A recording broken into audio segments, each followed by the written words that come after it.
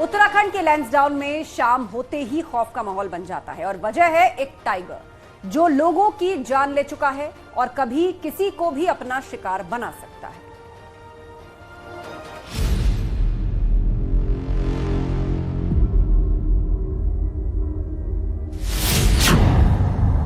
लैंसडाउन में लगा है टाइगर कर्फ्यू।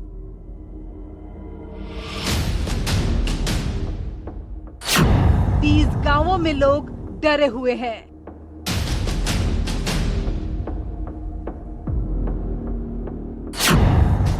यहां रात को लग जाता है कर्फ्यू।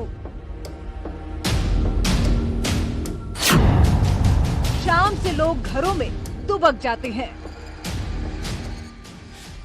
उत्तराखंड के लैंसडाउन के लोग इन दिनों बाघ की दहशत में जी रहे हैं। 13 से 15 अप्रैल को यहां बाघ ने 2 लोगों को अपना शिकार बना लिया। देखिए, कैमरे में इस बाघ की तस्वीर भी कैद हुई है। 30 गांव ऐसे हैं जहां ये बाघ कभी भी किसी पर भी हमला कर सकता है, जिसका नतीजा ये है कि शाम होते ही लोग घरों में कैद हो जाते हैं। रात के वक्त तो बाहर निकलने का सवाल ही नहीं उठता। पौड़ी के रिखणी खाल और धूमाकोट के जंगलों में इस बाघ को देखा गया है, जो रिहायशी इलाकों के बेहद करीब आ गया है। जो लोग इसे अकेले में देखते हैं, ये बाघ उनका शिकार कर लेता है। इस आदमखोर की दहशत इतनी ज्यादा है कि लोगों ने बच्चों को अकेले स्कूल भेजना बंद कर दिया है। यह आदमखोर बाघ अब तक कई लोगों को घायल भी कर चुका है। यही वजह है कि लोग अक्सर गांव में अकेले बाहर नहीं जाते। दिन के वक्त में खेतों में जाते वक्त लोग झुंड बनाकर चल रहे हैं। इस बाघ से सबसे ज्यादा दहशत में है वो किसान जो खेतों में अकेले काम करने जाते हैं। किसानों को डर सता रहा है कि अक्सर बाघ खेतों में लोगों पर हमला करता है। ऐसे में खेत में जाना खतरे से खाली नहीं। लोगों ने प्रशासन से इस बाघ को पकड़ने की अपील की है, लेकिन ये बाघ इसी तरह आजाद घूम रहा है। पूरे इलाके में ये बाघ दहशत का दूसरा नाम बन गया है। कब कौन इसका शिकार हो जाए, कोई नहीं जानता। अगर जल्द से जल्द इस बाघ को ना पकड़ा गया तो हो सकता है ये कुछ और लोगों को अपना निवाला बना ले। फिलहाल लोग इस टाइगर कर्फ्यू से बुरी तरह से परेशान हैं। घरों में बंद रहने के कारण उनका कामकाज प्रभावित हो रहा है, लेकिन जान है तो जहान है। जब तक ये बाघ पकड़ में नहीं आ जाता या फिर इसे मार नहीं दिया जाता, तब तक इन 30 गांवों के लोगों की जान पर खतरा मंडरा रहा है। इन गांवों में कभी भी कुछ भी हो सकता है। ऐसे में यहाँ सावधान रहने की जरूरत है। जरा सी लापरवाही मौत को दावत दे सकती है। न्यूज़ 18 के लिए लैंसडाउन से अनुपम भारद्वाज की रिपोर्ट। लैंसडाउन के रिखणीखाल और धूमाकोट इलाके में बाघ का आतंक बना हुआ है। ये पूरा इलाका बाघ के आतंक की चपेट में है। तकरीबन 30 गांव ऐसे हैं जहां पर बाघ के आतंक के चलते अलर्ट जारी कर दिया गया है, नाइट कर्फ्यू लगा दिया गया है। लेकिन दिन के उजाले में भी यहां पर कर्फ्यू जैसा माहौल है, क्योंकि लोग घरों से बाहर नहीं निकल रहे हैं, डरे हुए हैं। लगातार जो बाघ की घटनाएं हैं वो सामने आ रही हैं। अभी तक 2 लोगों को बाघ ने अपना निवाला बना दिया है। इसके अलावा दर्जनों मवेशियों को भी बाघ लगातार अपना शिकार बनाता जा रहा है। बाघ को पकड़ने के लिए हालांकि 3 डिवीजनों की टीमें यहाँ पे तैनात कर दी गई है, लेकिन 10 दिन से ज़्यादा का समय बीत चुका है, लेकिन बाघ अभी भी टीमों की पकड़ से दूर है। ऐसे में बाघ को पकड़ना एक चुनौती बना हुआ है। लेकिन जो पूरा इलाका है वो पूरा डरा हुआ है। स्कूल हो, आंगनबाड़ी केंद्र हो, वो बंद कर दिए गए हैं और पूरे इलाके में एक कर्फ्यू जैसा माहौल है। अनुपम भारद्वाज, न्यूज़ 18, लैंसडाउन। उत्तराखंड में गुलदार और हाथी के बाद अब बाघ भी परेशानी का सबब बन गया है। बीते साल बाघ ने अब तक के सबसे ज्यादा 16 लोगों की जान ली। इस साल की बात करें तो बीते 4 महीने में ही 4 लोगों को मौत के घाट उतार चुका है बाघ।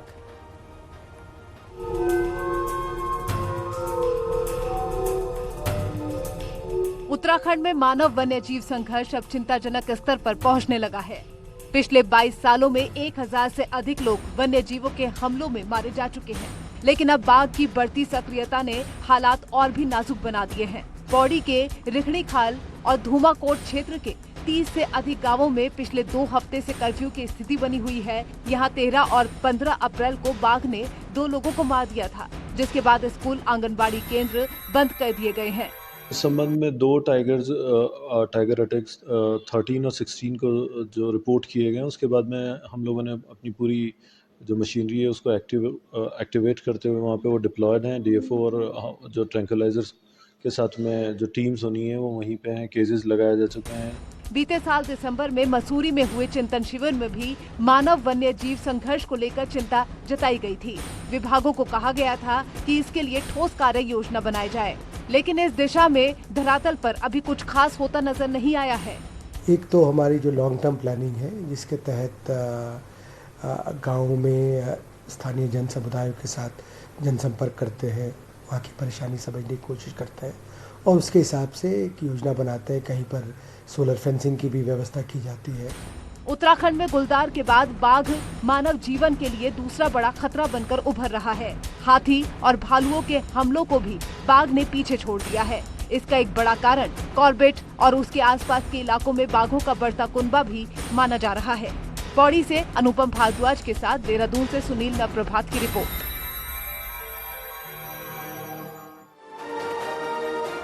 तो उत्तराखंड में गुलदार हाथी के बाद अब बाघ भी लोगों के लिए मुसीबत का सबब बनते जा रहे हैं। बीते साल बाघ ने अब तक सबसे ज्यादा 16 लोगों की जान ले ली और इस साल 4 महीने में 4 लोगों को मौत के घाट उतारा जा चुका है।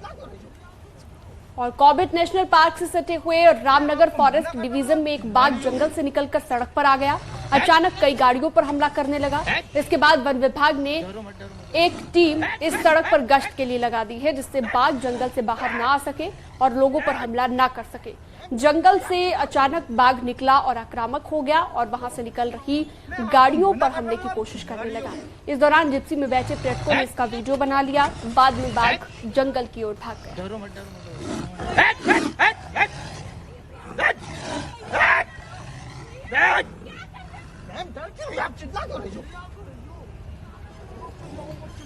मैं आपको मना कर रहा हूँ, आप चिल्ला रही हो। निकाय चुनाव के लिए सीएम योगी का अभियान 13 दिनों में करेंगे 65 जनसभाएं। कल 3 जिलों में रैली करेंगे सीएम योगी। आगरा, मथुरा, फिरोजाबाद में कल रैली होगी मुख्यमंत्री योगी की। अगले 13 दिनों के अंदर कुल 65 रैलियां करने जा रहे हैं मुख्यमंत्री योगी आदित्यनाथ। उत्तर प्रदेश में निकाय चुनाव होने वाले हैं। वोटिंग की तारीख नजदीक आ रही है पहले चरण की, और उसके लिए मुख्यमंत्री कहां रैली करेंगे, चुनाव प्रचार करेंगे, उसका भी खाका सामने आ चुका है। आने वाले 13 दिनों में कुल 65 जनसभाएं करने जा रहे हैं सीएम योगी। कल 3 जिलों में उनकी रैली होगी, जिसमें कि आगरा, मथुरा और फिरोजाबाद शामिल हैं। कुल मिलाकर 13 दिनों के अंदर 65 रैलियां करने जा रहे हैं सीएम योगी।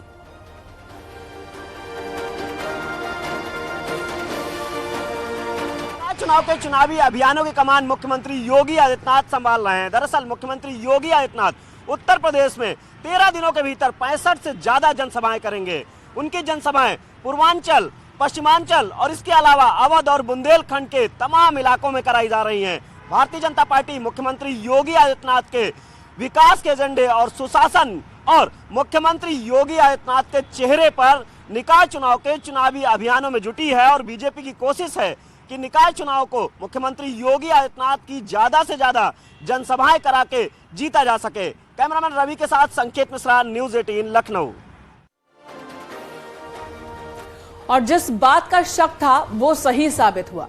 अतीक के दफ्तर में जो खून मिला वो इंसान का ही है। एफएसएल की जांच रिपोर्ट में इस बात की पुष्टि हो चुकी है और ऐसे में अब सवाल ये है कि क्या अतीक के दफ्तर में किसी महिला पर हमला हुआ था? अगर हां तो वो महिला कौन थी, हमला करने वाला कौन था?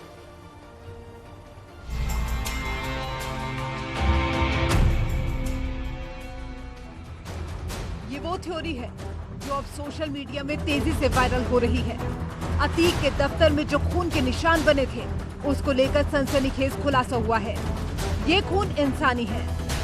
जिसका शक जताया जा रहा था वही हुआ। अतीक के इस घर में मिला खून, ये चाकू और खून से सने कपड़े तरह तरह के सवाल खड़े कर रहे हैं। वहीं पुलिस हर एंगल से मामले की जांच में जुटी है।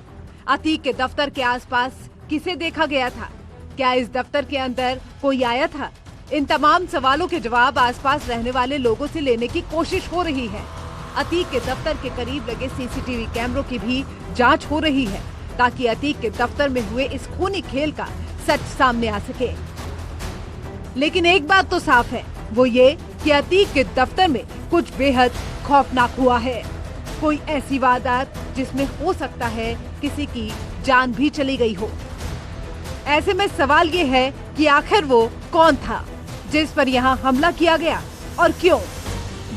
माफिया अतीक अहमद के खंडर हो चुके चकिया वाले कार्यालय में 9 स्थानों पर मिले खून के धब्बे इंसानी खून के थे। सूत्रों की माने तो एफएसएल की रिपोर्ट में ये बात सामने आई है कि 9 स्थानों पर जो खून के धब्बे मिले थे उनमें हीमोग्लोबिन पाया गया है। सामने वो स्पॉट है जहां पर खून के धब्बे मिले थे। अब पुलिस आसपास के जो सभी मेडिकल्स हैं, यानी कि करबला के आसपास डॉक्टर्स के जो क्लिनिक हॉस्पिटल हैं, वहां पर कई डॉक्टरों से ये पूछताछ कर रही है कि क्या कोई पेशेंट यहां पर आया था। पुलिस न सिर्फ प्रयागराज बल्कि आसपास के भी जो थाने हैं वहां पर चेक कर रही है कि क्या कोई रिपोर्ट दर्ज कराई गई थी। पुलिस सूत्रों की माने तो खून के सैंपल में इंसानी हीमोग्लोबिन की पुष्टि हुई है। इससे ये साफ हो गया कि इंसानी धब्बे खून के थे। हालांकि अगर पूरी रिपोर्ट की बात करें तो आज शाम तक एफएसएल की रिपोर्ट आएगी, लेकिन इंसानी हीमोग्लोबिन मिलना ब्लड में ये दिखाता है कि यहाँ पर जो भी घटना घटी वो किसी व्यक्ति से रिलेटेड थी। तमाम तरीके की थ्योरीज दी जा रही थी कि ये किसी जानवर का खून हो सकता है या यहाँ पर कुछ और हुआ होगा। उस पर फिलहाल मोहर लग गई है कि ये ब्लड किसी इंसान का था। आज शाम को एफएसएल की रिपोर्ट आ सकती है और उसके बाद उम्मीद की जा रही है कि प्रयागराज पुलिस इस मामले का खुलासा करेगी। कैमरा पर्सन योगेंद्र के साथ शिवम प्रताप, नेटवर्क 18 प्रयागराज।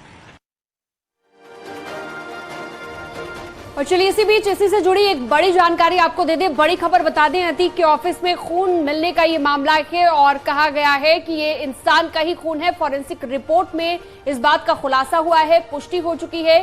पुलिस ने अब कुछ ड्रग एडिक्ट्स को हिरासत में लिया है। पूछताछ के लिए हिरासत में इन युवकों को लिया गया है और ये ड्रग एडिक्ट सामान चोरी के इरादे से यहाँ पर आते थे और उनके बीच क्या हुआ, क्या घटनाक्रम यहाँ पर घटा है, ये अभी तक साफ नहीं हुआ है। लेकिन बहुत सारे सवाल हैं जिनके जवाब मिलना भी बाकी है।